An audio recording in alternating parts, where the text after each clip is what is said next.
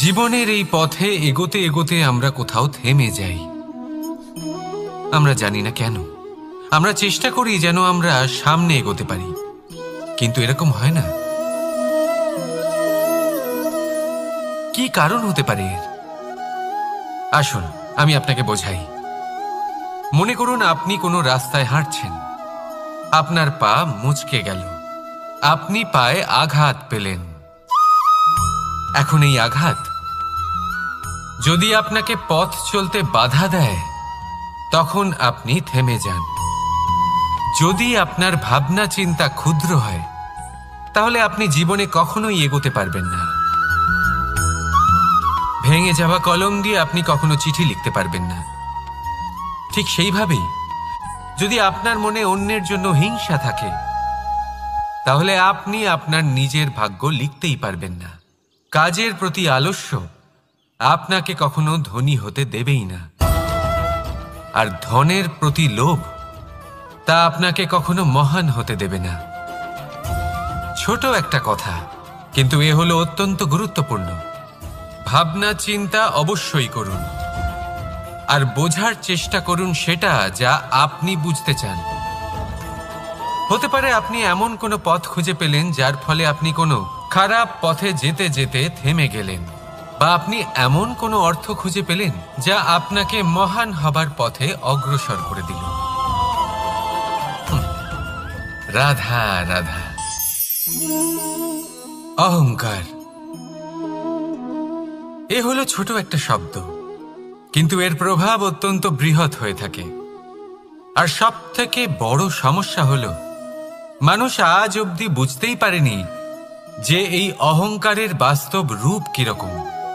কেউ একে গর্বের নাম দেন, কেউ একে আত্মসম্মানের নাম দিয়ে থাকেন, এবং কোথাও একটা এমন সময় চলে আসে যখন সময় এই অহংকারকে ভেঙে খান খান করে দেয়।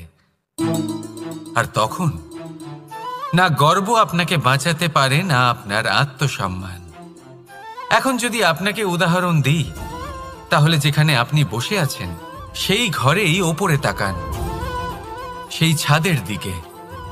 যদি এই ছাদ অহংকার করতে থাকে যে দেখো, আমি তো সব থেকে উঁচু জায়গায় আছি, আমার চেয়ে ওপরে আর কেউ নেই, আমি এই ঘরে থাকা সমস্ত ব্যক্তিকে ছায়া প্রদান করি, যদি এই অহংকার এসে যায় তাহলে কি? একবার ভেবে দেখুন, যদি পরের দিন তার উপর আরো একটা তলা বানিয়ে দেওয়া হয় তাহলে কি? এই ছাদ যার নিজের উঁচু হবার অহংকার ছিল, যে সব থেকে ওপরে ছিল, সে এবার পায়ের তলায় চলে এসছে। এটাই হয়ে থাকে। মনে কখনোই অহংকার পোষণ করবেন না। যদি মনের মধ্যে কিছু রাখতে চান, তাহলে প্রেমের ভাব রাখুন, স্নেহ রাখুন। এই অহংকারকে আপনি যা ইচ্ছে নাম দিন, গর্ব হোক, আত্মসম্মান হোক, এর দ্বারা আপনার কোনোভাবেই কোনো লাভ হবে না। তাহলে এই অহংকারকে ত্যাগ করুন, আর আমার সাথে ভালোবেসে বলুন, রাধা রাধা। একটা সিদ্ধান্ত। এই জীবনে একটা সিদ্ধান্তের গুরুত্ব কি হতে পারে তা কখনো ভেবে দেখেছেন?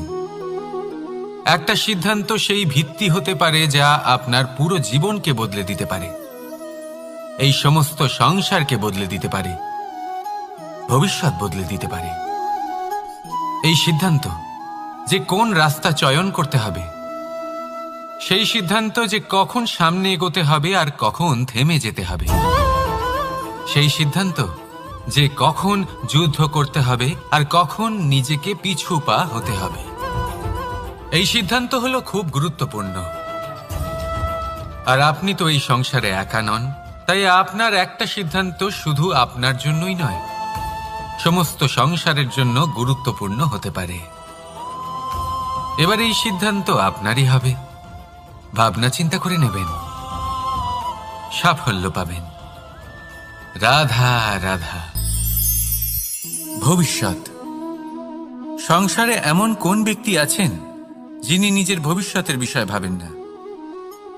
যে কেউ ভাবেন আমার ভবিষ্যৎ কিছু এরকম হবে, আমি ভবিষ্যতে এরকম কিছু একটা করব, এই সুবিধা থাকবে, এই আনন্দ পাবো, ইত্যাদি ইত্যাদি।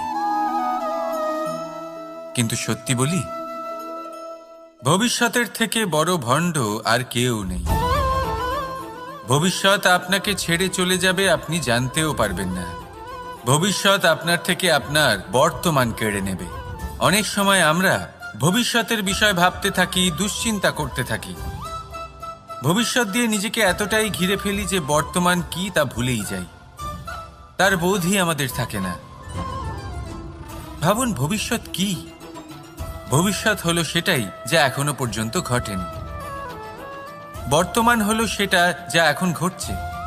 তাহলে যা এখনো ঘটেইনি তার বিষয়ে দুশ্চিন্তা করে নিজেকে ব্যতিব্যস্ত কেন করছেন? এই বর্তমান, এটাই হলো গুরুত্বপূর্ণ। এর উপরে সমস্ত ভাবনা কেন্দ্রীভূত করুন। মনে লক্ষ্য অবশ্যই রাখুন, কিন্তু পুরো মনোযোগ শুধু বর্তমানে থাকবে। এই বর্তমানকে যদি সামলে নিতে পারেন, তাহলে আপনার ভবিষ্যৎ এমনি উজ্জ্বল হয়ে উঠবে। তাহলে আসুন আমার সাথে ভালোবেসে বলুন, রাধা রাধা। সময়, কথায় আছে আমাদের জীবনের প্রত্যেক মুহূর্ত স্বর্ণর মতো হয়। এবার হয় আমরা একে নিজেদের কাছে রাখতে পারি, বা একে আমরা চলে যেতে দিতে পারি। কারণ এই ছোট ছোট মুহূর্তই আছে যা আমাদের জীবনকে গড়ে তোলে। এখন এই জীবন কেমন হবে তা আমাদের উপর নির্ভর করে। যদি আপনি একটা মুহূর্তের যত্ন না নেন, যদি আপনি এক মুহূর্ত ভালো না বাসেন, যদি আপনি এক মুহূর্ত স্নেহের আনন্দ না উপভোগ করতে পারেন, তাহলে দেখতে দেখতেই আপনার সমস্ত সময় নষ্ট হয়ে যাবে, আপনি জানতেও পারবেন না। অর্থাৎ এই সময় স্বর্ণ হতে পারে না। তবে আমরা একে স্বর্ণ বানিয়ে নিতে পারি আমাদের চেষ্টার মাধ্যমে। এই সময় শুধু একটি লাঙল যা মাটির সাথে লড়াই করতে পারে, আর কিছু নয়। একটা অত্যন্ত গুরুত্বপূর্ণ কথা মনে রাখবেন, আপনার কাছে শুধু সময় আছে। এবার আপনি এটা দিয়ে স্বর্ণ বানাবেন, না ঘুমিয়ে স্বপ্ন দেখে একে নষ্ট করবেন, সিদ্ধান্ত আপনারই। রাধা রাধা। ভগবান প্রত্যেক কঠিন পরিস্থিতিতে এই নামই আছে যা আমাদের উপায় দিয়ে থাকে। ব্যক্তি যান, ভগবানের পুজো করেন, আরাধনা করেন, ব্রত পালন করেন, মন্দিরে যান, পুজো পাঠ করেন, ভগবানকে জাগিয়ে তোলেন। আর তারপর শুরু হয় সমস্ত প্রশ্ন। হে ভগবান, আমার সাথে এরকম কেন হচ্ছে? কেন আমারই জীবনে এত দুঃখ আছে? আমি কিভাবে এর সম্মুখীন হব? আমাকে কেন এত কষ্ট ভোগ করতে হচ্ছে? হে ভগবান, আমি কি করব? আমাকে সাহায্য করুন, কোনো রাস্তা দেখান।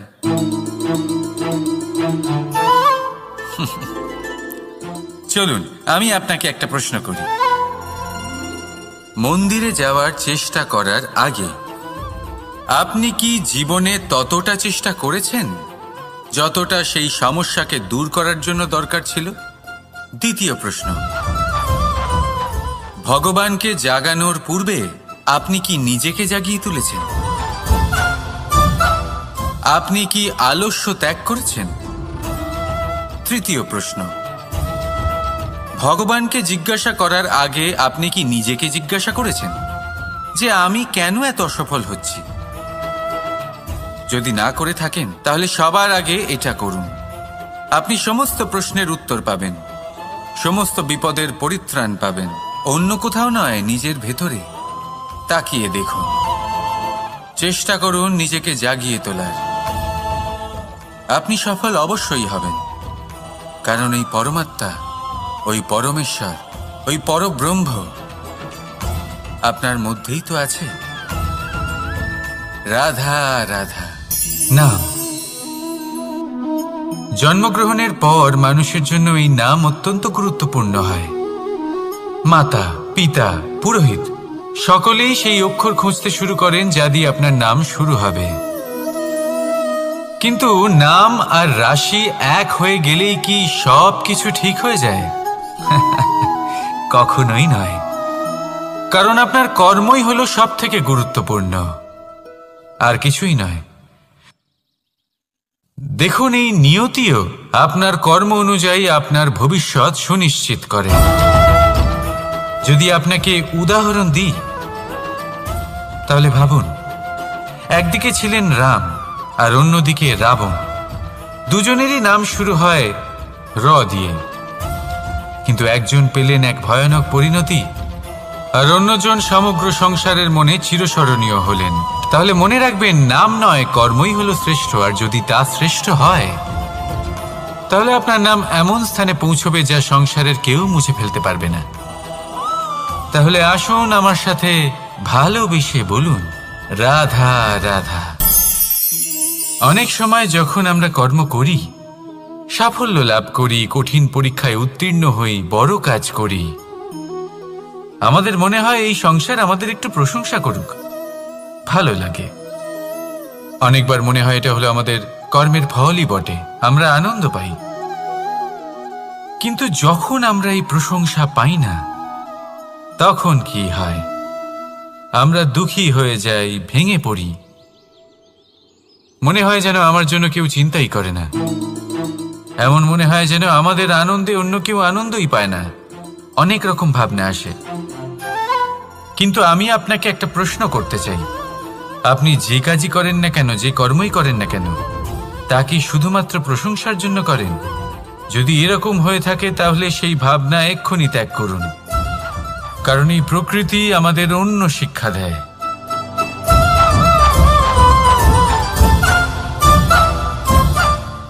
এই ফুলকে দেখুন,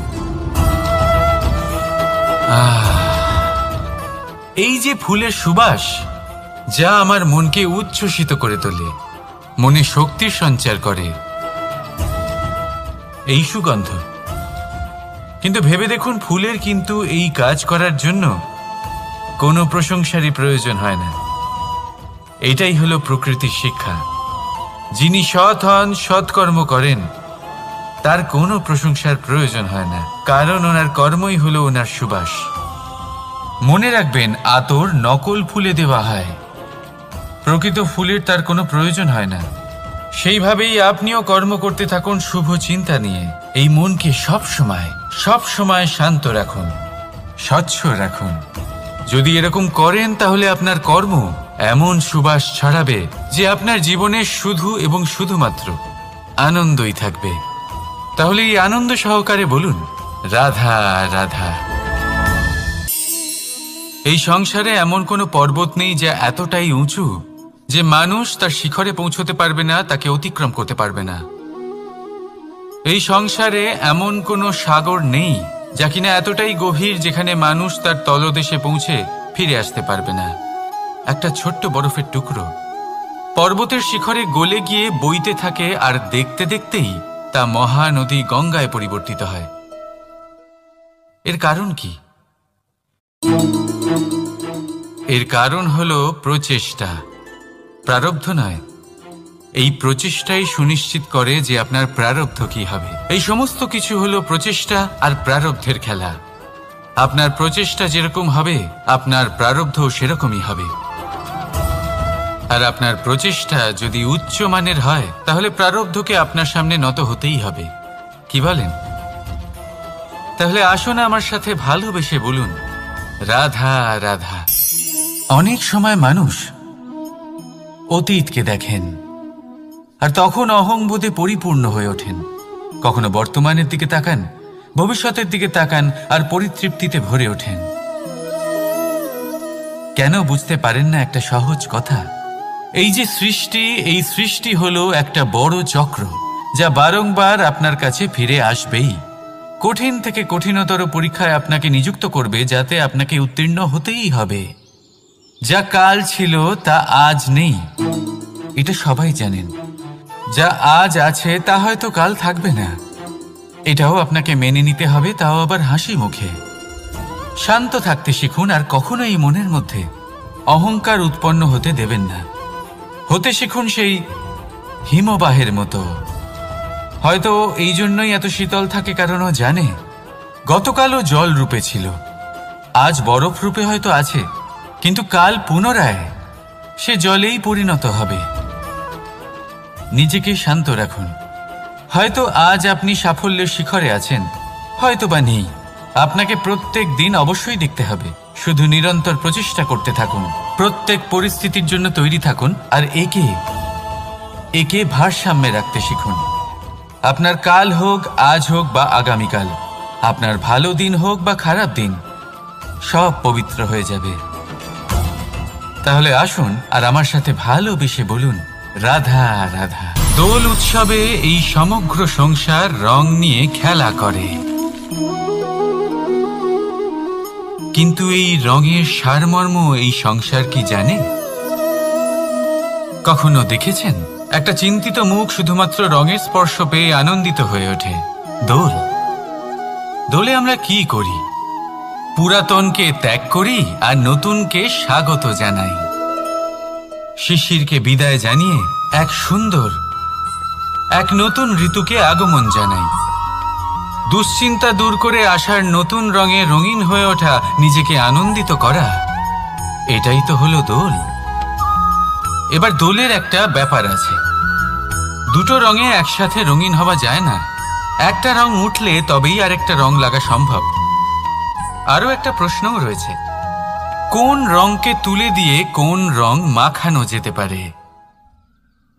যদি আপনাকে উদাহরণ দিই, লোভের এই রং, তা যতক্ষণ লেগে থাকবে আনন্দের রং লাগতে পারবে না। যা হয়েছিল দ্বারকাবাসী এবং সামন্তক মণির মধ্যে। ভ্রান্তির রং যতক্ষণ লেগে থাকবে সত্যের রং লাগতে পারবে না, যা হয়েছে রুক্মিণীর সাথে। আর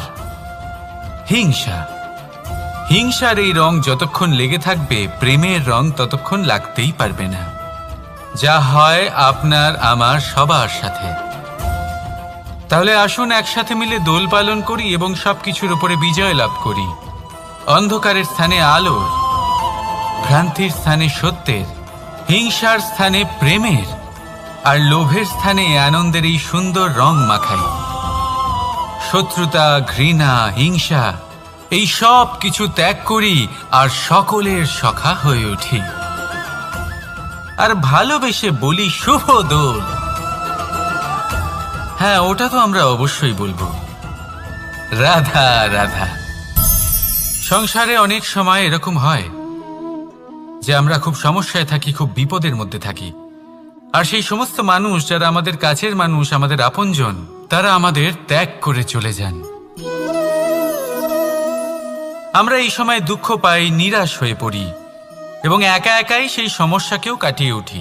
এবার পরিস্থিতি যেমন খুশি হোক না কেন, সেই সব মানুষ যারা এমন সময় আপনাকে ত্যাগ করেছেন, তাদের প্রতি ক্রুদ্ধ হওয়া, অভিমান করা, এটা অনুচিত। আমি বলবো তাদের প্রতি কৃতজ্ঞ থাকুন। আমি বলবো তাদের ধন্যবাদ জানান যে তারা এমন সময় আপনার সঙ্গ ত্যাগ করেছেন যখন আপনার তাদের সব থেকে বেশি প্রয়োজন ছিল। কারণ দেখুন, হয় তাদের বিশ্বাস ছিল যে আপনি নিজেই এই বিপদ থেকে বেরিয়ে আসতে পারবেন, বা তাদের ত্যাগ করার জন্য আপনি নিজের উৎসাহ বাড়িয়ে তুললেন, আপনি নিজের শক্তি বাড়ালেন এবং নিজে সেই সমস্যা থেকে বেরিয়ে আসলেন। নিজের খারাপ সময়কে আপনি নিজেই ভালো সময় করে তুললেন। শেষ পর্যন্ত আপনি আরো শক্তিশালী হয়ে উঠলেন, আরো শ্রেষ্ঠ হয়ে উঠলেন। আর এটাই তো আপনার বিজয়, যার কারণ হলো তাদের আপনাকে ত্যাগ করা। তাহলে তাদের ধন্যবাদ জানান আর আমার সাথে ভালোবেসে বলুন, রাধা রাধা। ধন হলো কারোর জন্য মোহ, আবার কারোর জন্য মায়া, কারোর জন্য হয়তো ভাগ্য, আবার কারোর জন্য কর্মের পারিশ্রমিক। দেখতে গেলে এই ধন হয়তো সবার জন্যই অত্যন্ত প্রয়োজনীয় হয়ে থাকে। সেই জন্যই তো মানুষ নিজের সমস্ত জীবন অতিবাহিত করেন এই ধন অর্জন করার জন্য। অনেক মানুষ এমনও হয় যাদের সমস্ত জীবন এই ধন অর্জন করতেই কেটে যায়। প্রত্যেক মানুষই চেষ্টা করেন যেন তিনি ধনী হন, যত সম্ভব বেশি ধন অর্জন করতে পারেন, সম্পন্ন থাকতে পারেন। আর তা হবে নাই বা কেন? কারণ এটাই হলো এমন এক বস্তু যা আদান প্রদান এমন নানান কাজে আসে। চেষ্টা তো সব মানুষই করেন, ধন অর্জন সব মানুষ করতে পারেন না।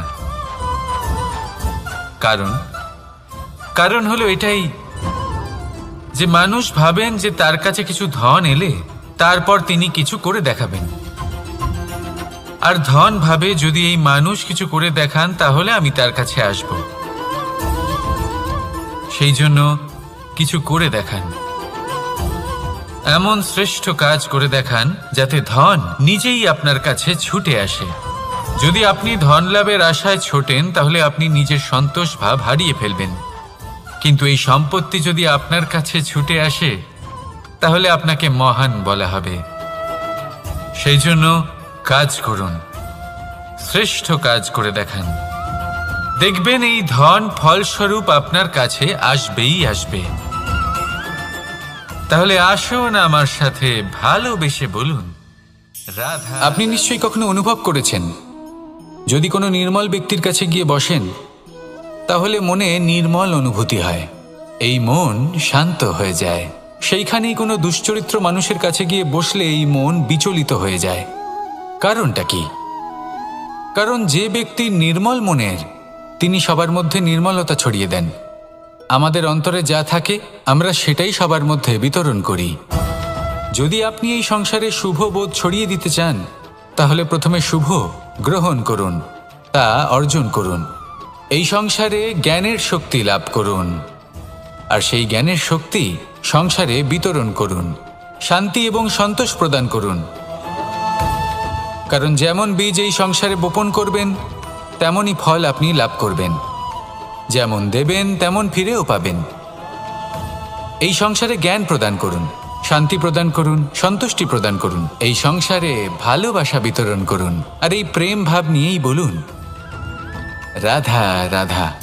সংসারের বিভিন্ন ক্ষেত্রে আপনি অনেক কিছুই দেখতে পাবেন, যে কোনো খেলা, কোনো নাটক দেখতে পাবেন, কেউ কোনো খেলা খেলছে তা দেখতে পাবেন, আর দর্শকগণ এই দেখে অত্যন্ত আনন্দ লাভ করেন, হাততালি দিতে থাকেন, প্রশংসা করতে থাকেন, নিজের অন্তরের উৎসাহ প্রকাশ করতে থাকেন। কি দেখে করেন? সেই সমস্ত খেলোয়াড়দের দেখে করেন যারা এই খেলাটা খেলছে, তাই না? কিন্তু অনেক সময় সেই খেলোয়াড়রা সেই খেলার আনন্দ উপভোগ করতে পারেন না, কারণ ওনারা চাপা পড়ে যান তাদের কামনার চাপে। জয় লাভ করার কামনা, প্রথম স্থান লাভ করার ইচ্ছে, প্রতিযোগিতায় সব থেকে এগিয়ে থাকার ইচ্ছে তাদেরকে এই খেলা উপভোগ করতেই দেয় না। সেই জন্য কখনো কখনো এই খেলোয়াড়দের থেকে অনেক বেশি আনন্দ উপভোগ করেন দর্শকগণ, যেখানে এই খেলাটা কিন্তু খেলছেন খেলোয়াড়রাই। আমি এটা বলছি না যে এই ইচ্ছে, এই আকাঙ্ক্ষা অনুচিত না, কিন্তু তার সাথে সেই খেলা, সেই কর্মের আনন্দ উপভোগ করাও অত্যন্ত গুরুত্বপূর্ণ। তাই সেটা উপভোগ করুন।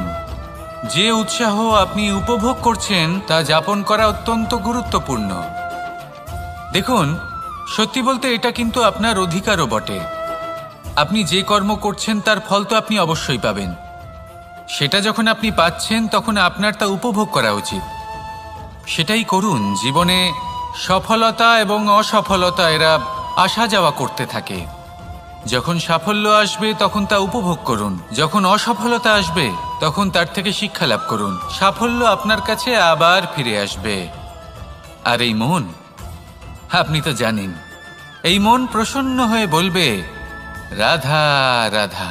বুদ্ধি আর বিবেকের পার্থক্য কোথায় তা নিয়ে এই সংসার অনেক কিছুই ভাবে। কিছু মানুষ ভাবেন যে এই দুই হলো একই, কিন্তু যদি সত্যি কথা বলি তাহলে এই দুইয়ের মধ্যে একটা অমূল্য পার্থক্য আছে, আর তা হলো এটা যে বুদ্ধির সম্পর্ক হলো মস্তিষ্কের সাথে আর বিবেকের সম্পর্ক হলো হৃদয়ের সাথে। যে কোনো বুদ্ধিমান মানুষ কি করেন? নিজের মতন করে এই সংসারকে বদলে ফেলতে চেষ্টা করেন। একজন বিবেকশীল মানুষ কি করেন? নিজের অন্তরকে, নিজের মনকে বদলে ফেলতে চেষ্টা করেন, কারণ মানুষের সংসার এই মনের মধ্যেই বসবাস করে। তাই নিজের বুদ্ধির ব্যবহার অবশ্যই করুন, কিন্তু তাতে বিবেকের লাগামটা অবশ্যই শক্ত হাতে ধরবেন। আসুন আমার সাথে ভালোবেসে বলুন রাধা রাধা। জীবনে গতি অত্যন্ত গুরুত্বপূর্ণ, মতিও হলো গুরুত্বপূর্ণ, এবং তার থেকেও বেশি গুরুত্বপূর্ণ হলো সঙ্গতি। একটা জলের ফোঁটা, তার মধ্যে গতি থাকে। প্রকৃতির মধ্যে তা লাভ করার ইচ্ছে নিহিত থাকে। কিন্তু এই যে সঙ্গতি তা নির্ধারিত করে যে এই জলের ফোঁটা ঝিনুকের মুখে পড়ে মুক্তোতে পরিণত হবে নাকি বিষাক্ত সাপের মুখে পড়ে বিষে পরিণত হবে।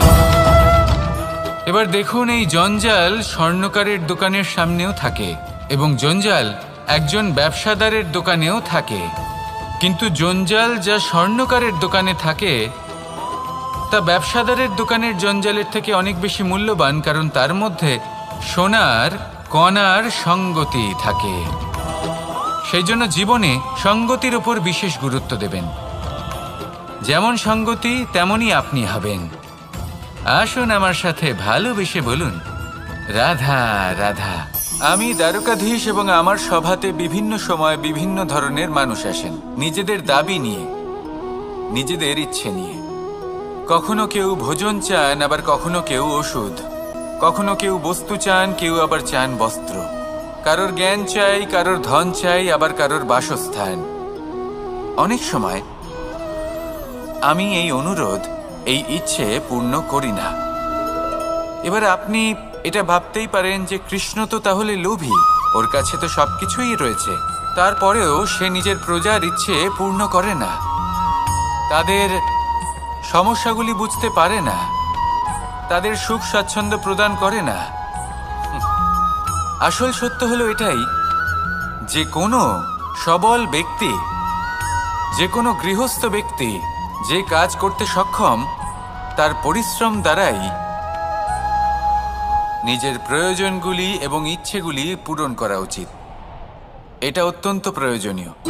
আর এগুলো তিনি করতে পারেন শিল্প, ব্যবসা, আচরণ অথবা জ্ঞানের ভিত্তিতে। এই পথে চলতে হবে, পরিশ্রম করতে হবে, তবেই সে কিছু অর্জন করতে পারবে। এবার এমন কোনো ব্যক্তি যার এই সব কিছুতে কোনো রুচি নেই, যে কিছুই করতে চায় না, সে কিছুই অর্জন করতে পারবে না। এবার এরকম কোনো ব্যক্তিকে যদি আমি কোনো বস্তু প্রদান করি, তাহলে কি হবে? সে পরাধীন হয়ে যাবে, আর সেটা উচিত হবে না। তাহলে কি করা উচিত? তাকে পথ দেখানো, তাকে বোঝাতে হবে যে কোন পথে চলে তুমি নিজের লক্ষ্য প্রাপ্ত করতে পারবে। শিল্প, জ্ঞান, আচরণ এবং ব্যবসা, এই পথে কিভাবে চলে সেটা শেখাতে হবে। আর আমি সেটাই করি। তার ফলে কি হয়? ব্যক্তি স্বাধীন হয়ে যায়। সংসারে সে যা চাইবে তাই প্রাপ্ত করতে পারবে, কখনো কারোর থেকে কিছু চাইবার প্রয়োজন পড়বেই না। এই কথাটা সবসময় মনে রাখবেন। যখনই দান করবেন তা ভাবনা চিন্তা করে এমনভাবে দান করবেন যাতে সামনের ব্যক্তি স্বাধীন হতে পারেন, পরাধীন নয়। আসুন আমার সাথে ভালোবেসে বলুন, রাধা